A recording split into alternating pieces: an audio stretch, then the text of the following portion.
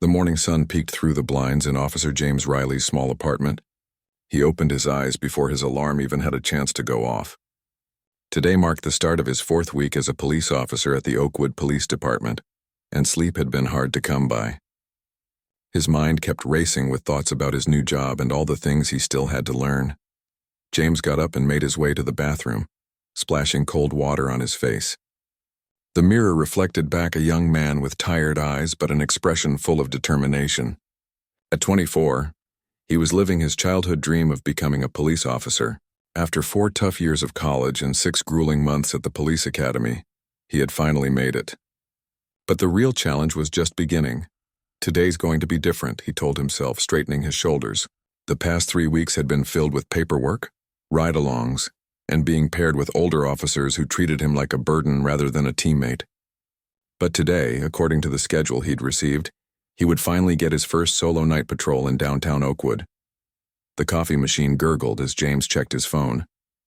A message from his mom wished him a good day, followed by her usual reminder to stay safe. He smiled, typing back a quick thanks. She worried too much, but he couldn't blame her.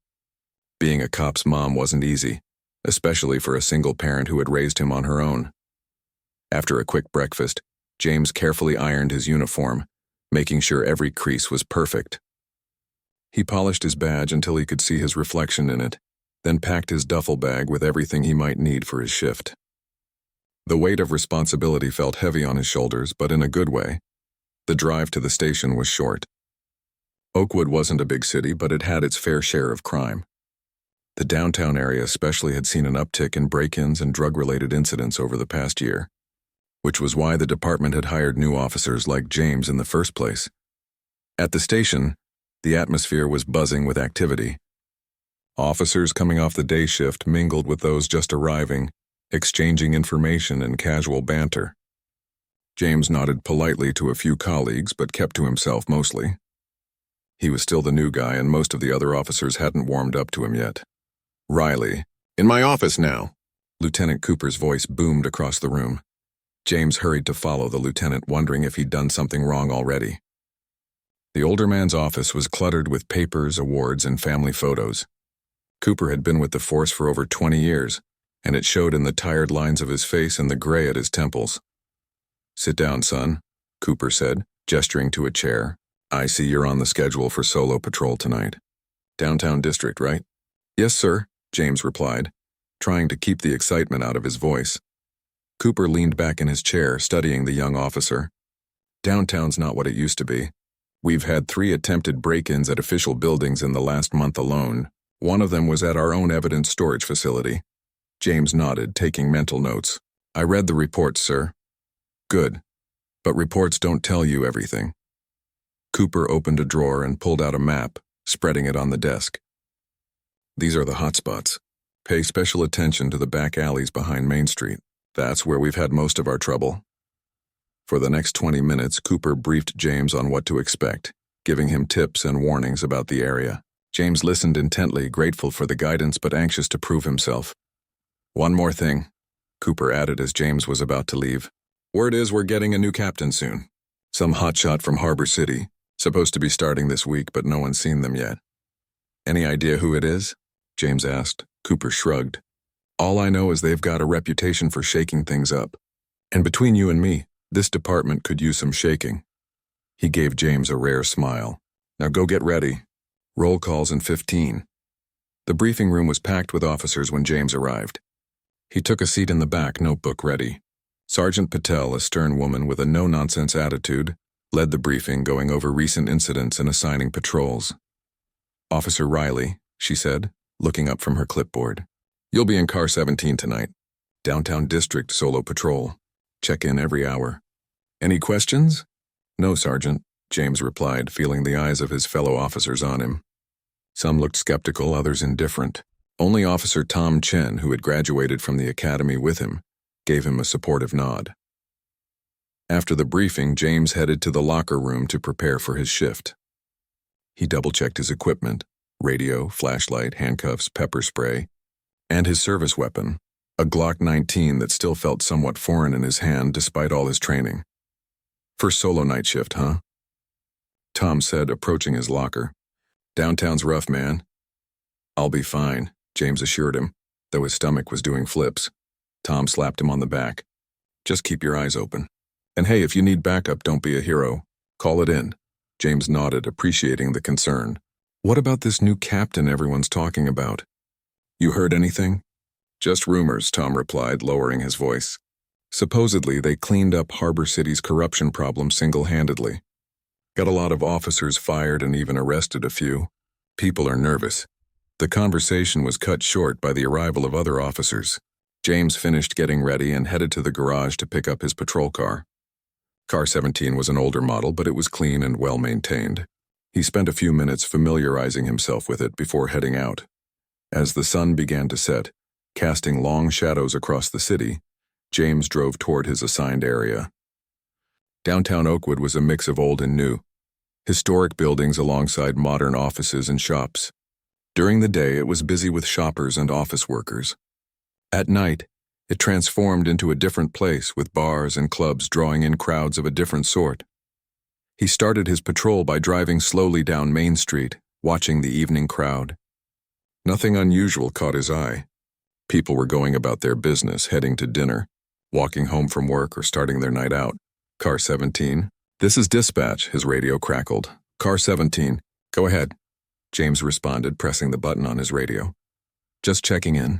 All quiet on your end? Affirmative, dispatch. All quiet so far.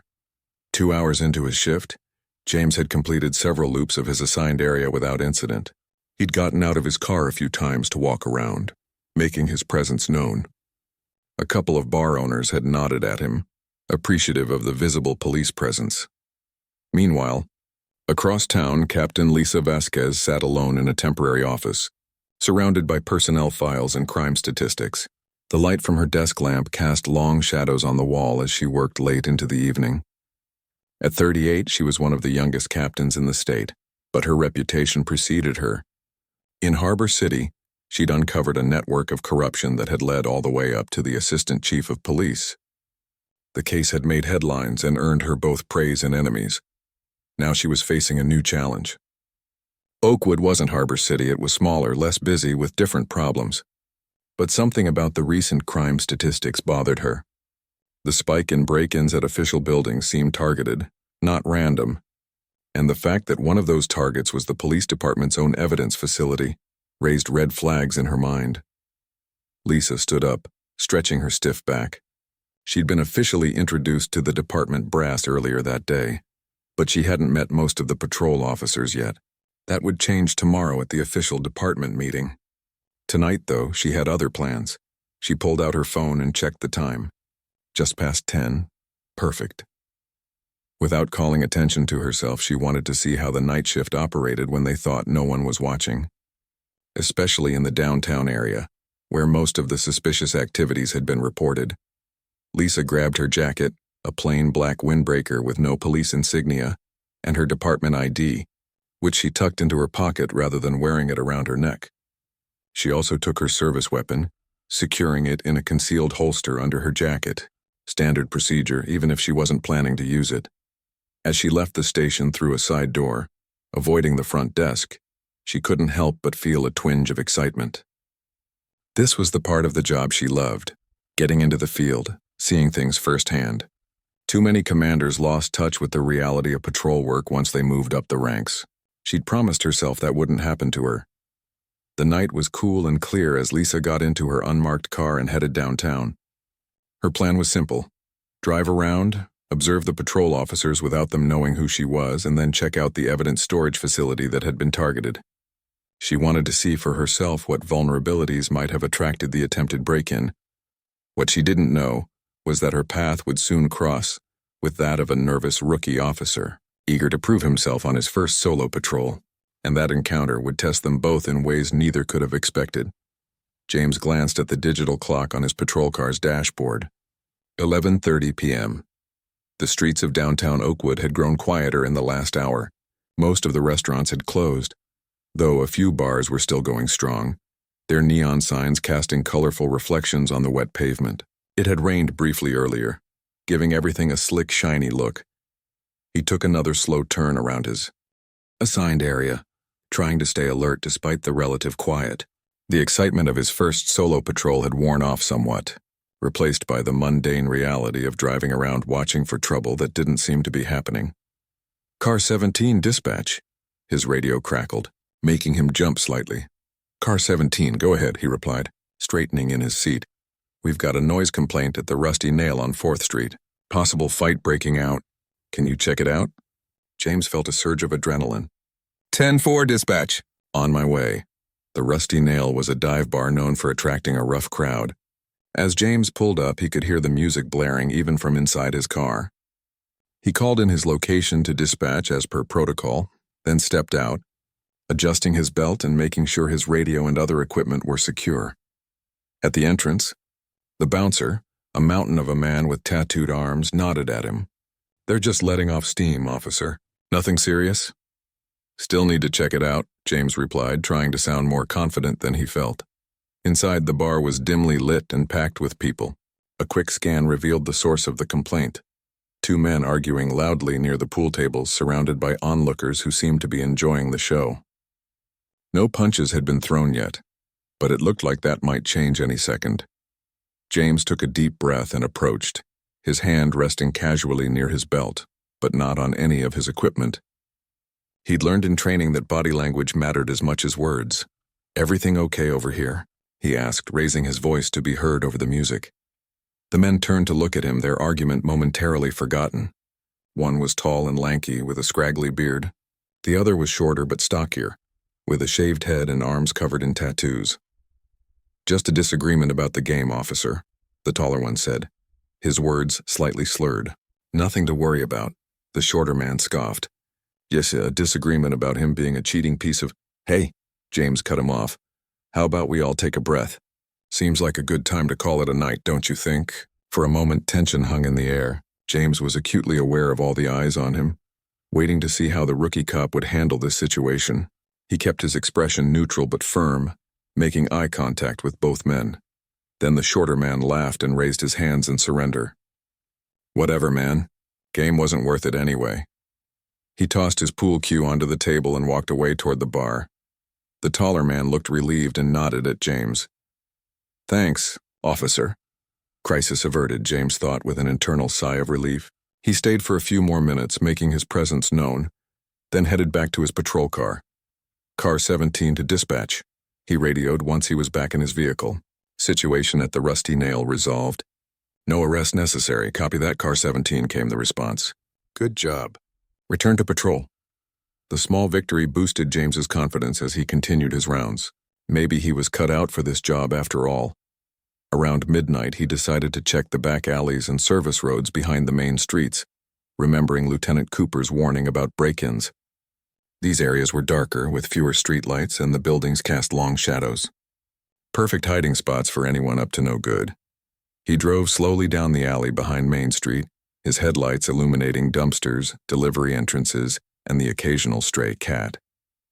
Nothing seemed out of place until he reached the block where the police department's evidence storage facility was located. The facility wasn't part of the main police station. It was a separate, secure building where evidence from ongoing cases was kept. James had only been inside once during his orientation. He knew it contained everything from drugs to weapons to valuable items, all the physical evidence needed to prosecute crimes. As his headlights swept across the back of the building, something caught his eye. A figure was standing near the rear entrance, seemingly examining the door. From this distance and angle, he couldn't make out much. Just someone in dark clothing, definitely not in uniform. James's heart rate picked up. Was he witnessing an attempted break-in? He remembered Cooper's words about previous attempts at this very location. He killed his headlights and pulled his car to a stop at a distance, not wanting to alert the person. He radioed in quietly. "Car 17 to dispatch. Possible suspicious activity at the evidence storage facility on Main. One individual examining rear entrance. Requesting backup. Copy, Car 17. Units are tied up with an incident across town. ID 8 to 10 minutes. Observe only. Do not engage unless necessary." James acknowledged the instruction but felt a surge of both anxiety and determination. If this was indeed an attempted break-in, he couldn't just sit back and watch. But he also knew rushing in alone would be foolish. He decided on a middle approach. He would get closer on foot to better observe the situation, but stay hidden and wait for backup unless the person actually started breaking in. Quietly, he got out of his patrol car and closed the door with minimal noise. He drew his flashlight but kept it off for now, not wanting to give away his position. Keeping to the shadows, he moved closer to the building and the mysterious figure. From his new vantage point behind a dumpster about 30 yards away, he could see the person more clearly. They were of average height, wearing dark pants and a black windbreaker. Not quite what he'd expect from a professional thief, but not normal civilian attire for midnight either. The person seemed to be examining the door handle and security panel with great interest, occasionally writing something in a small notebook. James's instincts were screaming that something was wrong. The methodical way the person was studying the entrance didn't look like casual curiosity. It looked like someone planning a future break-in, perhaps taking notes on the security measures. Just then, the figure pulled something small and metallic from their pocket. In the dim light, James couldn't tell exactly what it was, a tool, a key, a weapon. But when they started to move it toward the door's security panel, he knew he had to act. With his heart pounding in his ears, he drew his service weapon with one hand and his flashlight with the other. He stepped out from behind the dumpster, assuming the standard stance he'd practiced countless times at the academy. "Police, don't move," he shouted, his voice cutting through the quiet night air as he switched on his flashlight, aiming its beam directly at the figure. "Put your hands where I can see them." The figure froze, then slowly began to turn around. Meanwhile, Captain Lisa Vasquez had been having an illuminating night. After observing patrol patterns from her unmarked car for over an hour, she'd decided to check out the evidence storage facility that had been targeted in a recent break-in attempt. As a new commander, she wanted to understand the vulnerabilities firsthand. The official security assessment on file was thorough, but reading reports wasn't the same as seeing things with your own eyes. She'd parked her car a block away and walked to the facility, keeping a low profile. For the last 20 minutes, she'd been examining the security measures at the rear entrance, the same entrance that had been targeted. She noted with concern that while the electronic keycard system was state-of-the-art, the physical door and frame showed signs of wear that might make them vulnerable to certain types of forced entry. Lisa had just pulled out her department-issued electronic keycard to check if the maintenance staff had implemented the security updates she'd requested earlier that day. That's when she heard the shout behind her and was suddenly blinded by a bright light. "Police, don't move. Put your hands where I can see them." Her training kicked in immediately. Despite the surprise, she didn't make any sudden movements. She knew that quick movements could escalate a tense situation. Slowly, she began to turn around, keeping her hands visible but still holding her keycard. "I'm going to identify myself," she called out calmly, squinting against the glare of the flashlight that made it impossible to see who was confronting her. James kept his weapon trained on the figure, trying to control his breathing and keep his hands steady. The person was turning around too slowly for his comfort, and they were still holding something metallic in their hand. "Drop what you're holding and put your hands up now," he commanded, his voice firm despite his racing heart. The figure stopped turning. "I'm holding my department ID and keycard," came the reply, the voice steady and female. "I'm going to slowly reach into my pocket for my badge." James tightened his grip on his gun. This didn't seem right. Why would someone with legitimate access be skulking around the back entrance at midnight, taking notes? It could be a ruse. "Do not reach for anything," he ordered. "Keep your hands where I can see them and slowly turn all the way around." There was a moment of tense silence, then the figure complied, turning to fully face him. In the beam of his flashlight, James could now make out a woman with short dark hair, her expression calm but alert. She was still holding what he could now see was indeed a keycard in one hand. "Officer," she said, her voice level, "I understand you're doing your job. I'm reaching very slowly for my badge with my right hand. Please don't shoot." Before James could respond, the sound of approaching sirens filled the air. Backup was finally arriving. The wailing grew louder as patrol cars pulled into the alley, their red and blue lights painting the scene in alternating colors. Car doors slammed, and footsteps approached rapidly. James kept his weapon trained on the woman, not taking his eyes off her even as other officers arrived at the scene. "Riley, What's the situation? It was Officer Chen's voice behind him. Caught this person examining the back entrance to the evidence facility, James replied, not lowering his guard. They claim to have department ID, the woman sighed, still keeping her hands visible. If one of you would just shine a light on my face, I think we can clear this up quickly. One of the officers directed their flashlight at her face, illuminating her features clearly for the first time. Officer Chen's sharp intake of breath was the first indication that something was wrong. "Oh shit," he whispered. James felt a sinking feeling in his stomach. "What? Who is it?" Chen's voice was strained. "That's Captain Vasquez, our new boss." For what felt like an eternity, James stood frozen, his service weapon still pointed at the woman, at Captain Vasquez, his new boss. The realization hit him like a punch to the gut. His first solo patrol, and he had managed to draw his gun on the department's new commander. "Lower your weapon, officer," came a calm but firm voice from behind him. It was Sergeant Patel who had arrived with the backup. James immediately complied, holstering his gun with hands that had suddenly started to shake. His mouth felt dry and his heart was hammering so hard he was sure everyone could hear it. I'm sorry, I didn't," he stammered. But Captain Vasquez raised a hand to stop him. "Not here," she said simply, her face unreadable in the flashing police lights. "Let's take this somewhere more private." The small crowd of officers that had gathered parted as Captain Vasquez walked toward them. No one said a word, but James could feel their eyes on him. Some sympathetic, others amused, all curious about what would happen next. "Sergeant Patel, secure the scene and make sure everything's in order," Captain Vasquez instructed. "Officer Riley, you're with me. We'll take my car." James followed her to an unmarked sedan parked a block away, his legs feeling like they were made of lead. This was it. His career was over before it had really begun. He'd be lucky if all she did was fire him. Pointing a weapon at a superior officer could easily result in more serious consequences. The inside of Captain Vasquez's car was neat and smelled faintly of coffee. She started the engine but didn't drive immediately.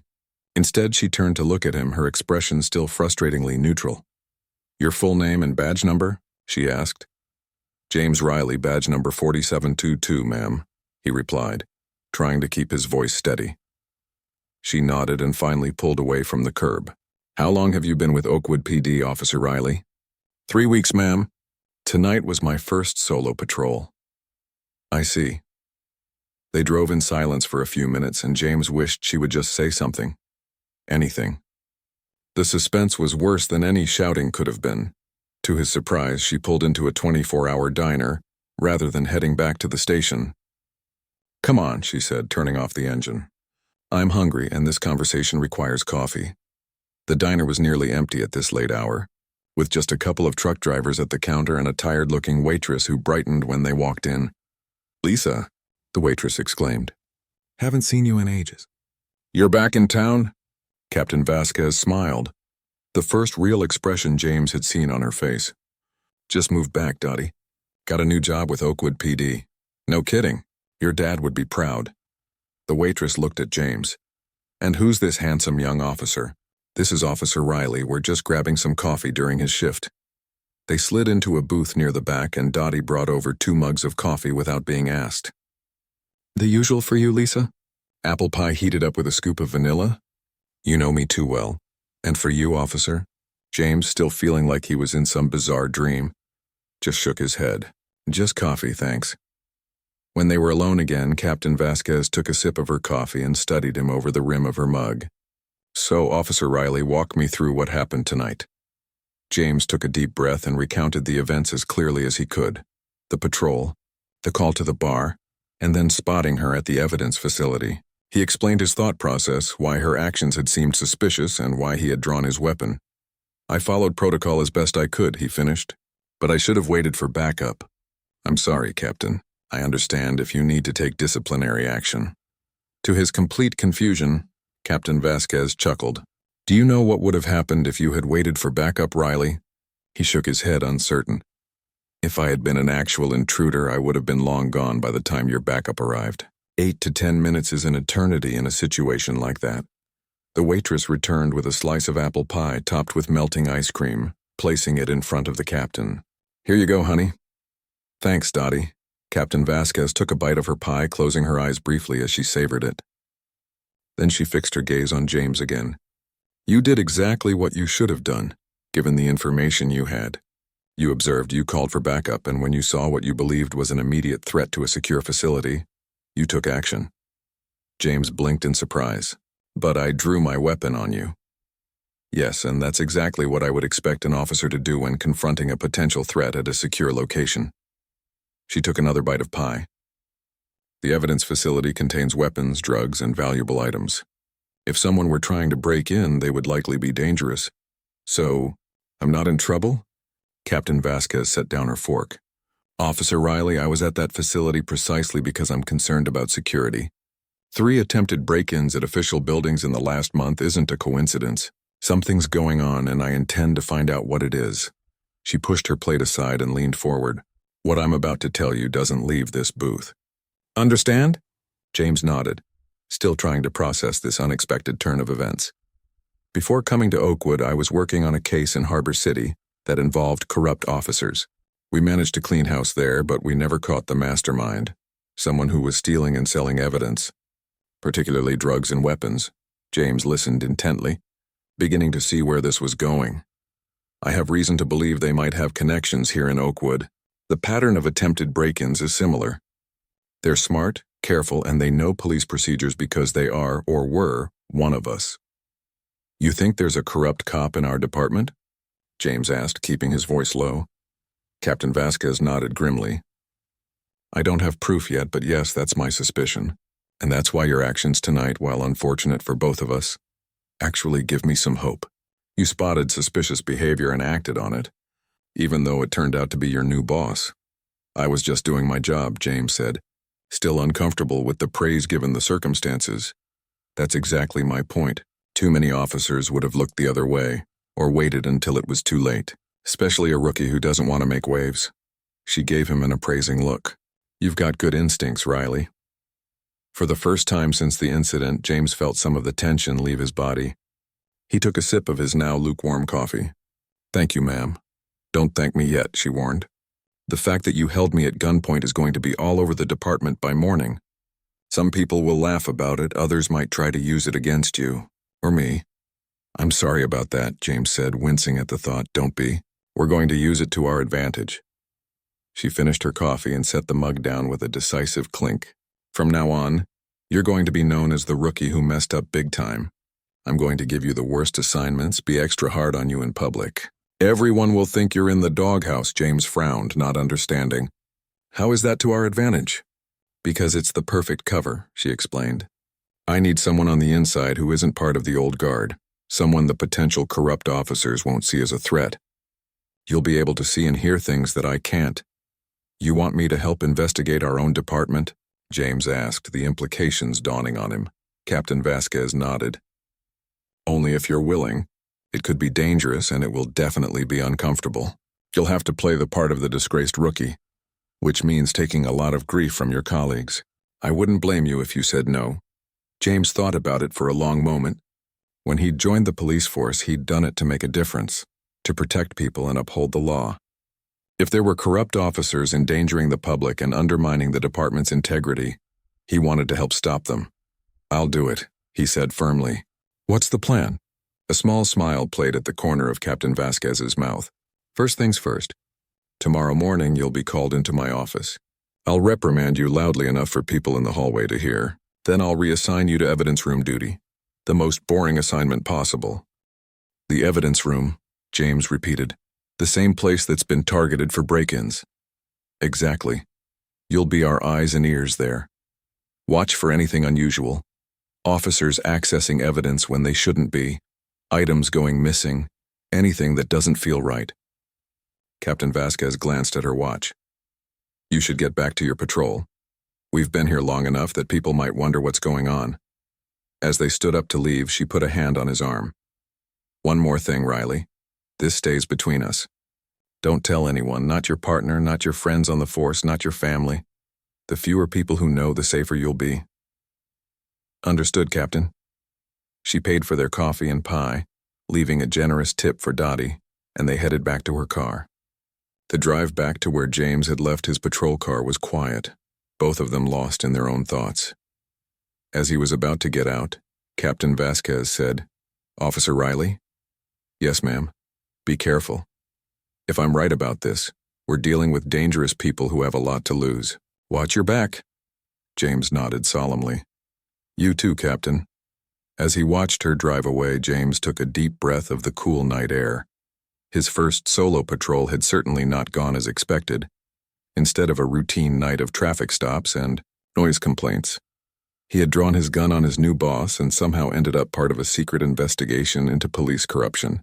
He climbed back into his patrol car, his mind racing with everything he'd just learned. The rest of his shift stretched ahead of him, but now even the quiet streets of downtown Oakwood seemed different, full of hidden dangers and unseen threats. One thing was certain. His career as a police officer was going to be far more complicated than he had ever imagined. The next morning, the Oakwood Police Department buzzed with whispers and sideways glances as James walked through the hallway. Word had spread fast about the rookie who had drawn his weapon on the new captain. Some officers smirked, others looked away awkwardly, and a few gave him sympathetic looks. James kept his eyes forward, pretending not to notice. He'd barely slept. After finishing his shift, his mind too busy replaying his conversation with Captain Vasquez and wondering what he'd gotten himself into. "Man, you really stepped in it," Tom said, catching up to him near the break room. "Everyone's talking about it." James shrugged. "Yeah, well, what can I say? Not my finest moment. Is it true she made you sit in her car for like an hour while she chewed you out?" "Something like that," James replied vaguely, remembering Captain Vasquez's warning about keeping their real conversation secret. Before Tom could ask more questions, Sergeant Patel approached them, her face stern. "Officer Riley, Captain Vasquez wants to see you in her office, now." Tom winced and gave James's shoulder a supportive squeeze. "Good luck, man." James followed. Sergeant Patel down the hallway, aware that eyes were following him. This was part of the plan, he reminded himself. He was supposed to look like he was in trouble. Captain Vasquez's office door was open, but Sergeant Patel knocked anyway. "Officer Riley, as requested, ma'am." "Thank you, Sergeant. Close the door on your way out." Captain Vasquez was seated behind her desk, looking much more official than she had in the diner last night. She wore a crisp uniform with captain's bars, her short dark hair neatly combed, her expression unreadable. She waited until the door closed, then pressed a button on a small device on her desk. "White noise generator," she explained, seeing his curious look. "Makes it harder for anyone to listen in." James nodded, impressed by the precaution. "Ready to put on a show, Officer Riley?" she asked, a hint of a smile on her lips. "Yes, ma'am." She stood up suddenly, her chair scraping loudly against the floor. "What were you thinking?" she shouted, her voice easily carrying through the closed door. "You could have shot me." James jumped, startled by the sudden volume despite knowing it was coming. Captain Vasquez continued her theatrical dressing down, pacing back and forth for added effect.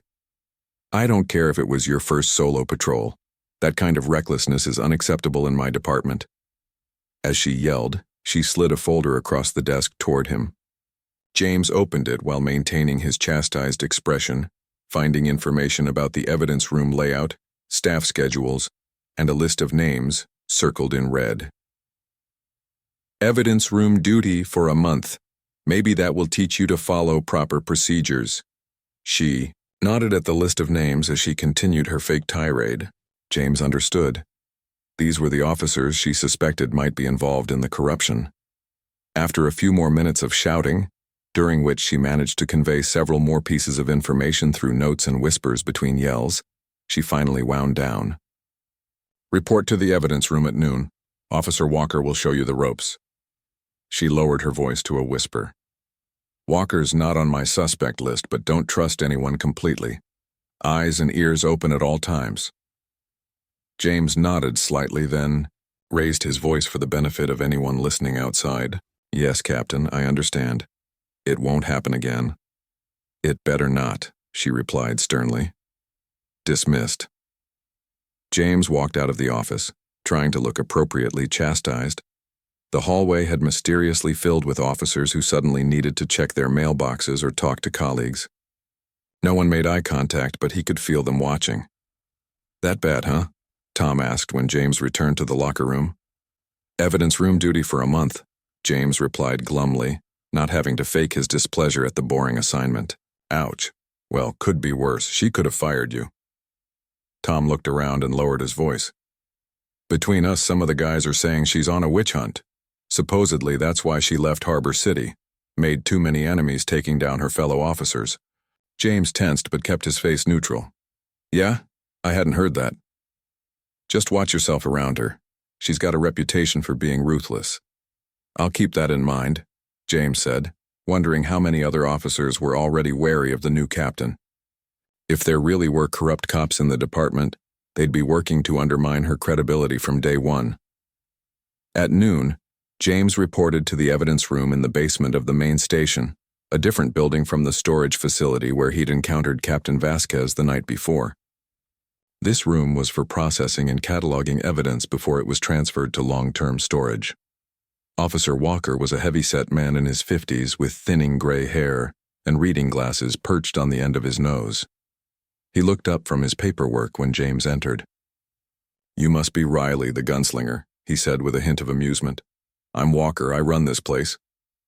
"Nice to meet you, sir," Walker snorted. "Drop the sir. I work for a living." He gestured around the room. "Welcome to evidence purgatory. Not quite hell, but close enough." The room was larger than James had expected, with rows of metal shelving, locked cabinets, and several computer workstations. Everything was meticulously labeled and organized. "Your timing's actually good," Walker continued, standing up with a grunt. "We're doing inventory this week. You can help me check everything against the database." For the next few hours, Walker showed James the procedures for handling evidence, how items were logged in, stored, and tracked. James paid close attention, not just because it was his job, but because any inconsistencies might provide clues to the corruption Captain Vasquez suspected. "Most important rule," Walker emphasized, "chain of custody is sacred. Every time evidence changes hands, it gets logged. Every time it leaves this room, it gets logged. Every person who touches it gets logged. No exceptions, ever." "Understood," James nodded. "Good, because that's where most screw-ups happen. Some hotshot detective thinks the rules don't apply to them, grabs evidence without signing it out, and next thing you know, a case gets thrown out of court." Walker shook his head in disgust. "Not on my watch." Around 3 in the afternoon, the evidence room door opened and one of the officers from Captain Vasquez's suspect list walked in, Detective Frank Powell, a broad-shouldered man with a square jaw and cold eyes. "Walker, I need the evidence from the West Side Pharmacy robbery," Powell said without preamble. Walker raised an eyebrow. "Case number?" Powell looked annoyed. "Don't have it on me. It's the one from last month. Jenkins made the arrest." "Can't release evidence without a case number, Powell. You know that." The detective's jaw tightened. "Fine. I'll be back." He turned to leave, then seemed to notice James for the first time. "Who's this?" "Officer Riley, new transfer to evidence," Walker replied before James could speak. "He's learning the ropes." Powell's eyes narrowed slightly. "Riley, you're the one who pulled a gun on the new captain, right?" James nodded, trying to look embarrassed. "Yes, sir." A thin smile appeared on Powell's face. "Well, I guess we know where screw-ups end up." He jerked his thumb at Walker. "Just like this old dinosaur." Walker seemed unfazed by the insult. "Case number, Powell. Come back when you have it." After Powell left, James looked at Walker. "What was that about?" Walker shrugged. "Powell thinks he's God's gift to law enforcement, doesn't like following procedures." He adjusted his glasses. "Between you and me, I don't trust him. Too many lost evidence reports with his name on them." James filed that information away to report to Captain Vasquez later.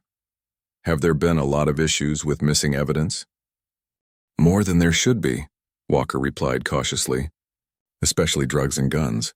Admin always blames it on clerical errors or says the evidence was legally destroyed."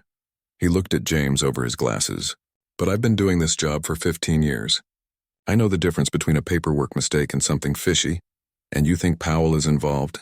Walker turned back to his inventory list. I didn't say that. Just keep your eyes open, rookie.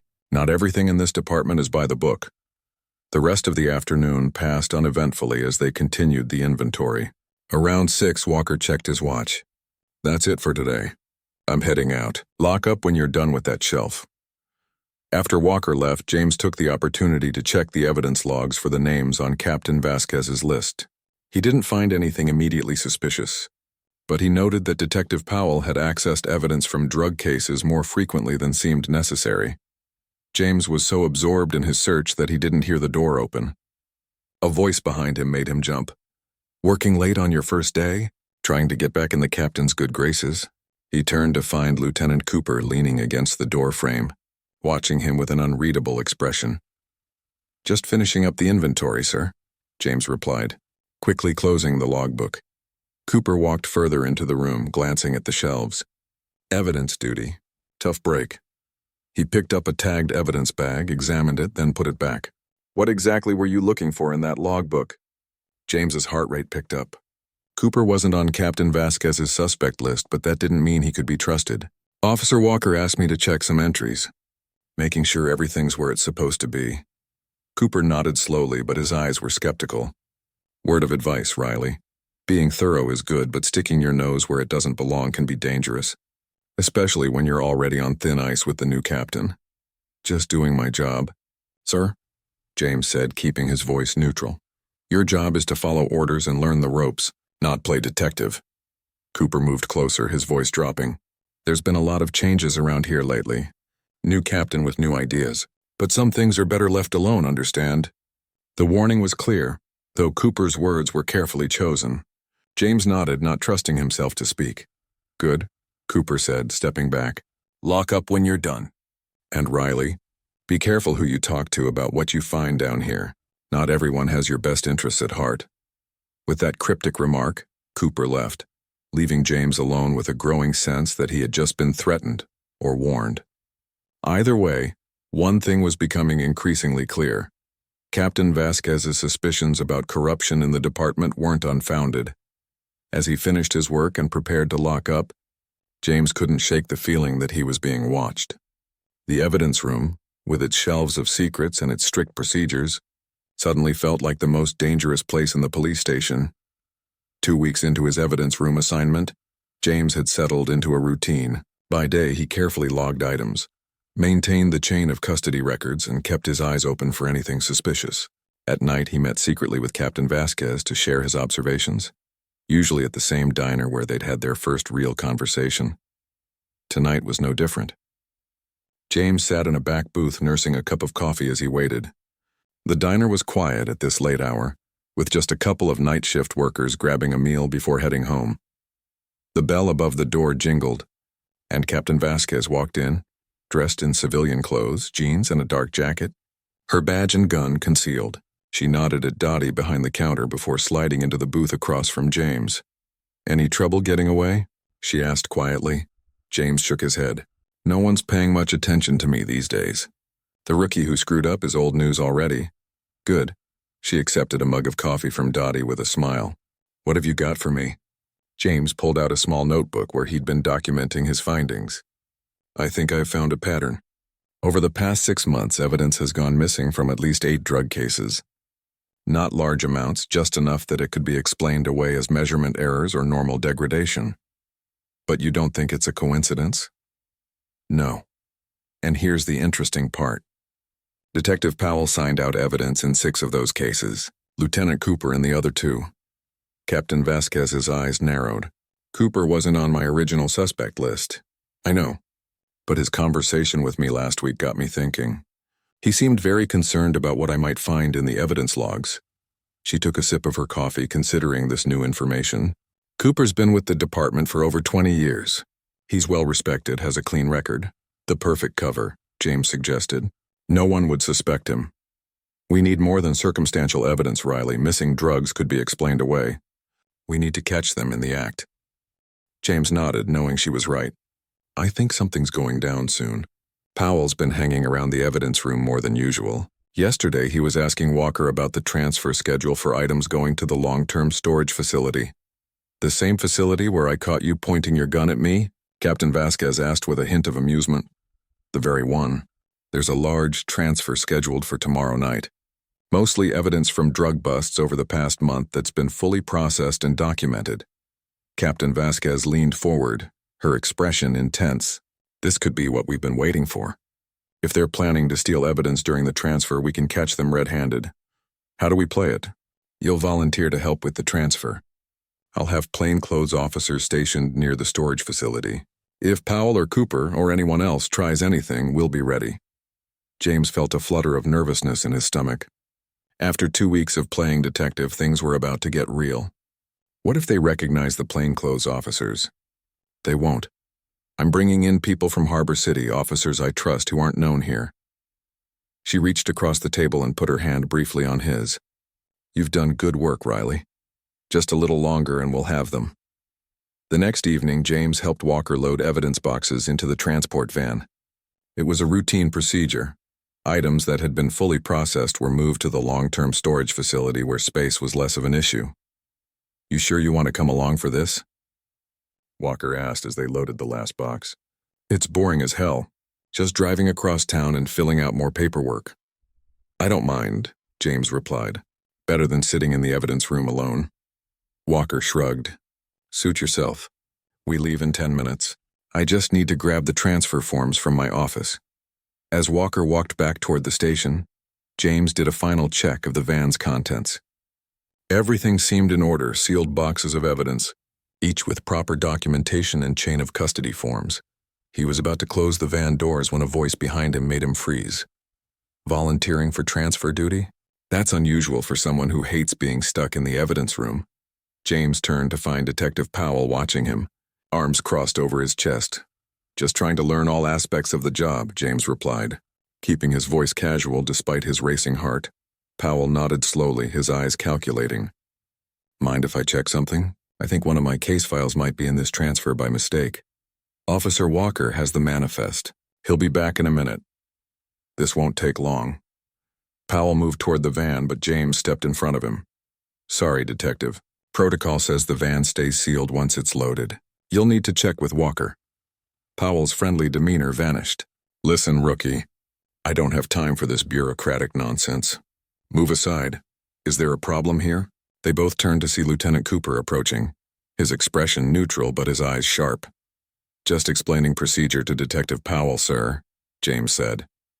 Cooper looked between them, then at the van. Powell, I need you inside. There's a situation with one of your cases.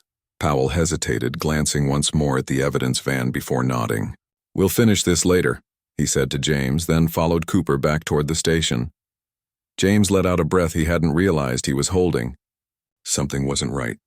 Powell's interest in the van was suspicious, but Cooper's timely intervention was equally puzzling. Walker returned a few minutes later with the transfer forms. Ready to go? They drove across town in silence. Walker focused on the road while James kept an eye out for any vehicles following them. He knew Captain Vasquez's plainclothes officers were somewhere nearby, but he couldn't spot them. The storage facility was quiet when they arrived. The night security guard, waving them through after checking Walker's. They parked near the rear entrance, the same one where James had encountered Captain Vasquez that fateful night. I'll start unloading if you want to get the paperwork started, James offered. Walker handed him the keys to the van. Good man. I'll be right back. As soon as Walker disappeared inside, James sent a quick text to Captain Vasquez. At the facility. All quiet so far. He began unloading boxes, keeping them organized according to the manifest. The night was cool and still, with only the distant sound of traffic breaking the silence. He was halfway through unloading when he heard a car approaching. Instinctively, he moved to the shadows, watching as an unmarked police car pulled up beside their van. Lieutenant Cooper stepped out, followed by Detective Powell. James's pulse quickened. Neither of them should be here. He pressed himself against the wall, staying out of sight as the two men approached the van. Where's Walker? Cooper asked, looking around. Inside, starting the paperwork, Powell replied. We need to hurry. James watched in disbelief as Powell opened the evidence van and began searching through the boxes. Found it, he said after a moment. pulling out a specific box that James recognized as containing evidence from a major drug bust the week before. Cooper kept watch while Powell opened the box and removed several evidence bags filled with white powder. James knew he should do something, but he was outnumbered and potentially outgunned. His best option was to wait for Captain Vasquez's team. Powell was replacing the evidence bags with what looked like identical ones from his jacket when Walker returned. What the hell? Walker stopped short, staring at the scene in front of him. Cooper turned, his hand moving to his weapon. Walker, this isn't what it looks like. Really? Because it looks like you're tampering with evidence. Walker reached for his radio, but Cooper drew his gun first. Don't do that, Dave. Just walk away. Pretend you didn't see anything. Walker stood his ground. 25 years on the force, and this is what it comes to? You stealing drugs to sell them back on the street? It's more complicated than that, Cooper said, his gun still trained on Walker. The department's underfunded. We're underpaid. This is just evening the scales a little. Where's the rookie? Powell suddenly asked, looking around. James knew he had to act. He stepped out of the shadows, his own weapon drawn. Police, drop your weapons. Cooper and Powell both turned toward him, surprise evident on their faces. Riley, Cooper said, his voice suddenly calm. Put the gun down, son. You don't understand what's happening here. I understand perfectly, James replied, his aim steady despite his racing heart. You're stealing evidence to sell it. You're betraying your badges and everything they stand for. Powell's expression darkened. You've got guts, kid, I'll give you that. But you're outnumbered, is he? Captain Vasquez's voice rang out as she stepped into view, her weapon drawn. Behind her, several officers in plainclothes emerged from various hiding spots, all with guns trained on Cooper and Powell. It's over, she said firmly. Drop your weapons, now. For a tense moment, no one moved. Then slowly, Cooper lowered his gun. You're making a mistake, Lisa, he said quietly. We're not the only ones involved. I know, she replied. But you're the ones we caught red-handed. The rest will follow. Powell, seeing no way out, dropped his weapon as well. The plainclothes officers moved in quickly, securing their weapons and handcuffing them. Captain Vasquez walked over to James, her expression a mix of relief and pride. Good work, Officer Riley. Walker looked between them, confusion evident on his face. Wait, you two were working together? After he pulled a gun on you? Captain Vasquez smiled. Sometimes the biggest mistakes turn out to be opportunities in disguise. She turned to the other officers. Get them back to the station. I want full confessions before morning. As Cooper and Powell were led away, James finally felt the tension leaving his body. It was over. His first major case as a police officer had ended in success, even if it had started with the most embarrassing moment of his career. So what happens now? He asked Captain Vasquez as they watched the evidence being properly secured. Now? Now we clean up this department. Cooper wasn't lying, they're not the only ones involved. But we've cut off the head of the snake. The rest will be easier to find.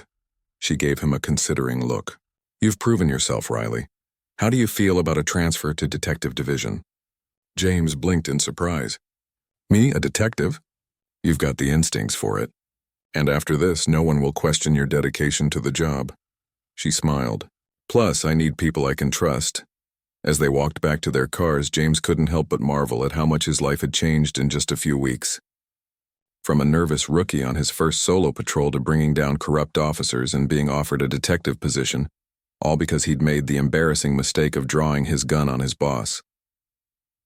Sometimes, he reflected, the biggest mistakes really did lead to the greatest opportunities, and while pointing his gun at Captain Vasquez wasn't something he'd recommend to other officers looking to advance their careers, in his case, it had worked out better than he could have ever imagined.